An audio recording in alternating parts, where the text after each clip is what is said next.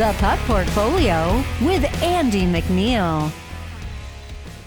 Hey, welcome to the Puck Portfolio for Tuesday, March 19th. My name is Andy MacNeil. I'm your host. This show is sponsored by NorthStar Bets.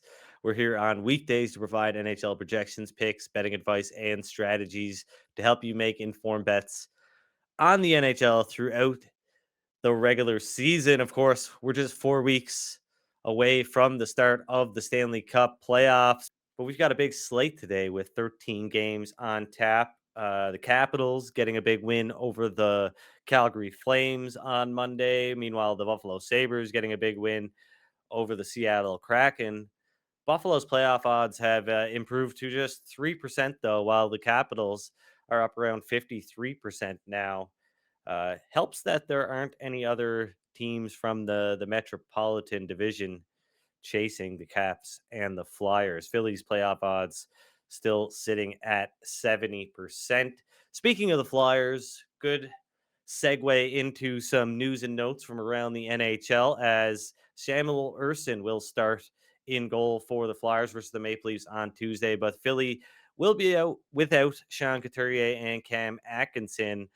Couturier actually a healthy scratch. Apparently, Tort's not happy with his play as of late. Meanwhile, Toronto will be without Mitch Marner for the next 2 games at least, which was expected. The model says the Maple Leafs should now be a minus 119 favorite.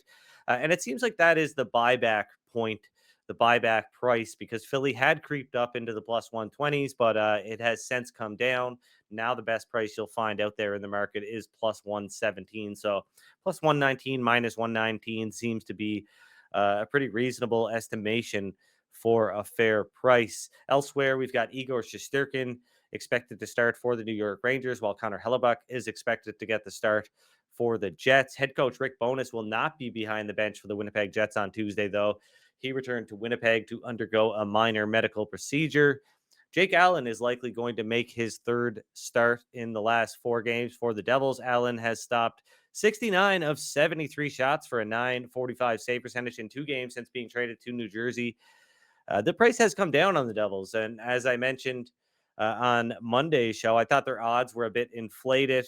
With the Penguins opening up at plus 130. That price was not available in my jurisdiction, but I did let you guys know that it was Penguins or nothing at that price. But with this shift in the odds, Allen being confirmed, I guess I could say it's Devils or nothing now, because they are now down at minus 125 at a lot of sports books, but even lower, minus 120, minus 115 at some other sports books.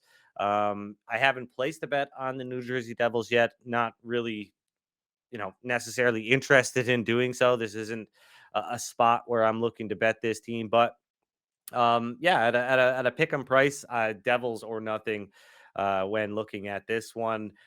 Elsewhere in Detroit, James Reimer is going to start for the Red Wings.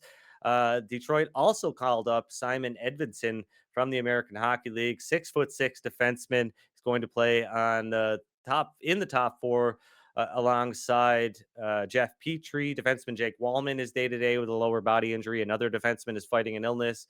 And forward Michael Rasmussen is also a game-time decision because of illness. Injured captain Dylan Larkin will not play on Tuesday, but he will practice on Wednesday, and I'd say his chances of playing on Thursday against the New York Islanders in a game with huge playoff implications seems iffy. So not a great spot for the Red Wings. Speaking of the Islanders, Ilya Sorokin will start for the Isles. They are taking on the Carolina Hurricanes, who could be without Teuvo Teravainen after he missed the last 2 games, but he could play on Tuesday. He is listed as day-to-day. Samuel Montembeault will start for the Canadiens, while Jonas Korpisalo is expected to start for the Senators. They're in action against the Bruins.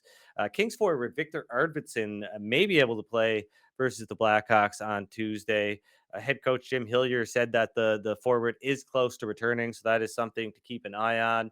And Minnesota forward Joel Eriksson Ek, he was supposed to return during the team's 5-game road trip, but he will miss the rest of the trip, according to Michael Russo of The Athletic. So I locked in 2 bets on Monday. First, the Winnipeg Jets at plus 116, and then the Columbus Blue Jackets at plus 170. I wouldn't bet either of those teams now, though, because the odds have moved. Winnipeg is now plus 105 at most sports books, while Columbus is priced between plus 140 and plus 150. Getting plus 116 on the Jets and plus 170 on the Blue Jackets. That's some decent line value, especially on the Blue Jackets. But let's switch over to the NHL schedule and break it down for Tuesday and Wednesday. Now, if you've been here before, you know what you're looking at. The rest column tells you how many days rest teams have heading into their games, while the load column gives you a bit more context. As you can see, there are several teams playing their third game in 4 days. The Rangers are playing their sixth game in 9 days, while Buffalo is playing their second game in as many nights. Three teams, Minnesota, Los Angeles, and Toronto, will be in action again on Wednesday. But let's switch back to the projections. Of course, the Montreal Canadiens. Jake, how you feeling about this one? The Canadiens are going to be in tough tonight against the Oilers, and I've got some thoughts on this, but I want to hear your thoughts on just how this team has performed on the road as of late. Yeah, it's going to be interesting to see.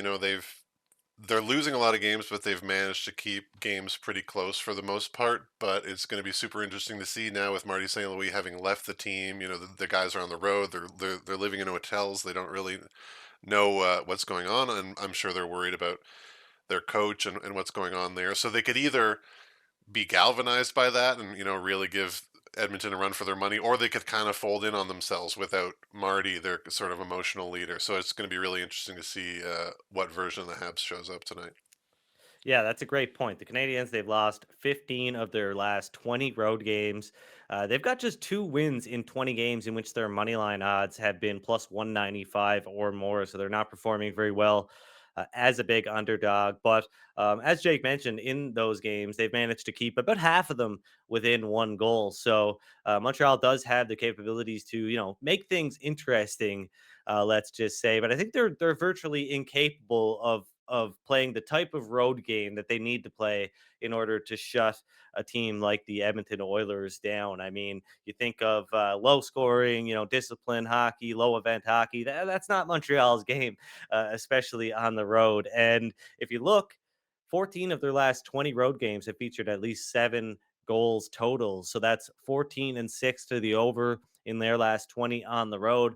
I like over 6.5 goals at minus 105. That's the only bet that I'm going to add to my betting card, in addition to the Winnipeg Jets money line and the Blue Jackets money line from Monday's show. But I really like the over here, so I'm going to risk 1.05 units to win 1 unit on over 6.5 goals in the Montreal and Edmonton game.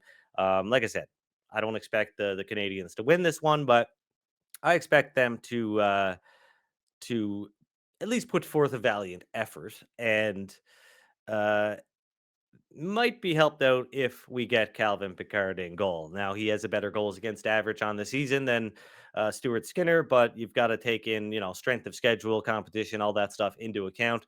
Pickard has been put in a lot of situations where he almost has no choice but to succeed if he wants to continue to be an NHL goaltender.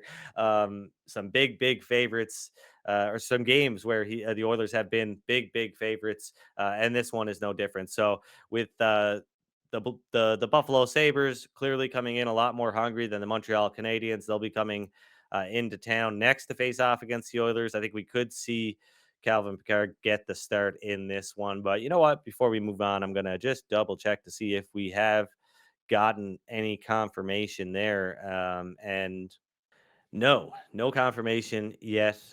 Samuel Montembeault is confirmed to start for the Montreal Canadiens, as I mentioned before. A couple of other newer updates, though. UC Saros expected to be in goal for the Nashville Predators. Going to talk about that game in a little bit. And Jordan Binnington confirmed to start for the St. Louis Blues. They are hosting the Colorado Avalanche. But speaking of totals, while Montreal and Edmonton over 6.5 is the only total bet that I'm actually adding here officially on the show, I do think there's an interesting chance here to talk about the conversions of totals. So you take a game like Carolina and New York, the Hurricanes and the Islanders, they've gone 6-3-1 to the over in their last 10 meetings. They have combined for 9 goals in 2 games this season, 7 goals in the other meeting. Each game was decided by 1 goal.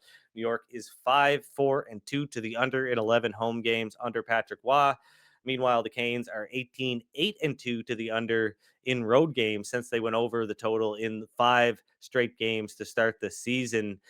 If you like the total one way or the other, you can pick between several different options. So, for example, you can pick between over 5.5 minus 135 and over 6 at even money plus 100, or under 5.5 at plus 115 and under 6 at minus 112. But how do you know which one is better? So I think is what is a good shorthand method for this situation, anyways, a 25 cent decrease or increase one way or the other. So, for example, if the game total is set at 5.5 over minus 135, subtract 25 cents from the over. You're left with over 6 minus 110. Add 25 cents to the under. So you're left with under 6 minus 110. It's not an exact science, but as far as back of the napkin math goes, I think it'll get you pretty close more often than not. So if you like the over, I'd take 6 at even money rather than over 5.5 at minus 135. But if your options or over 5.5 minus 135 and over 6 minus 110. I think it's a matter of personal preference because they are essentially the same bet. Same goes for the under. If you like the under, just take the best price on under 6, which is minus 112, or the best price on under 5.5, which is plus 115. We've got a similar situation in Nashville. The total for this game is set at 6 at some shops, but 6.5 at other sports books. So using the same shorthand method, we can estimate that if the total over 6 is minus 110, over 6.5 should be around plus 115. Alternatively, if under 6 is minus 110, we can estimate that under 6.5 should be minus 135. That's why under 6.5 minus 125 and over 6.5 plus 120 show up as the best prices in the market right now. Because in this situation, you want to bet, if you want to bet over 6, you want to bet better than minus 110. And if you want to bet over 6.5, you want better than plus 115. On the other side of the coin, if you want to bet under 6, you want better than minus 110. And if you want to bet under 6.5, then you want better than minus 135. So a little bit of a shorthand way to convert between 6.5 and 6 and 5.5 and 6. You can use a kind of a 25 cent thing. You can play around with this, see with what works. It's not, like I said, it's not an exact science, but roughly equates to what a half a goal is worth to an NHL total, which is about between 25 and 27 cents. Maybe say 24 and 27 cents on average is what you see here. So hopefully that explanation worked a little bit. I know it's a little bit confusing with all the different prices, but you can kind of easily estimate where a total should be priced, whether it's 5.5, 6, or 6.5, using this 25 cent shorthand method. So hopefully that helps, because I know that is a question that a lot of people have about NHL betting. Unlike sports like basketball and the NFL, even MLB, where the total varies a lot. You could get a 6.5, you could get an 11.5. We might start to see that a little bit more in the NHL, as we move into the future. Starting to see a lot more variance in the spreads that are offered as the main spread. Usually it's minus 1.5 on the favorite, plus 1.5 on the underdog. But tonight, for example, we see the Edmonton Oilers. They are minus 1.5 favorite at some sports books, but at a lot of sports books they are listed at minus 2.5, plus 2.5. So yeah, I mean, you've got to score. You've got to outscore your opponent by at least 3 goals to win that bet, uh, as opposed to the typical 2 goals, and that is a big difference. So there are going to be times when I think people will struggle with how to, kind of price the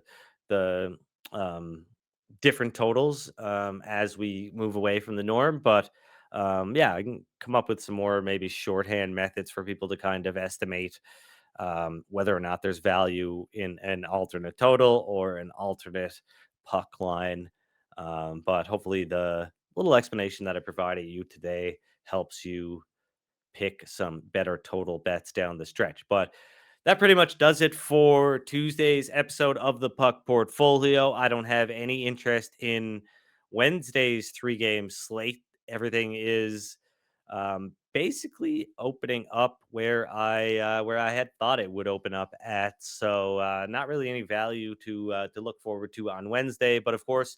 I'll be back on Wednesday right here on the Canada Sports Betting YouTube channel and wherever you get your podcast, Apple, Spotify, um, to break down Thursday's NHL games, looking ahead to a big slate, early odds at NorthStar Bets. Hopefully, we'll continue to find line value, which I'm sure we will. Did a great job on Monday. Hopefully, can get at least one of these bets to make sure we make some kind of profit on Tuesday here.